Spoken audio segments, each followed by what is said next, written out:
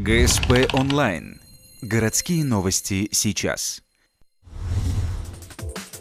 Суббота, 10:15. Бассейн «Юность». Финальные заплывы первенства МУГО на призы Деда Мороза. В турнире участвуют мальчики и девочки с 2005 по 2007 год рождения. Всего порядка 200 ребят. Они плывут 50 метров двумя стилями – вольным или по-другому кролем, а также баттерфляем, также известным как дельфин. Дельфин – это самый сложный способ.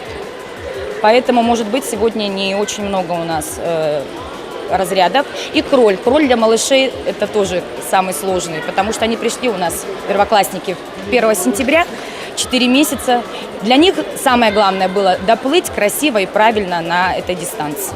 По итогам турнира успешные пловцы могут быть определены в учебно-тренировочные группы для дальнейшего улучшения физической формы. К тому же новогодние соревнования дают шанс получить спортивные разряды. Для этого нужно постараться, но некоторым это удалось. Завершением турнира стало вручение призов, грамот, а в придачу к ним сладкий подарок.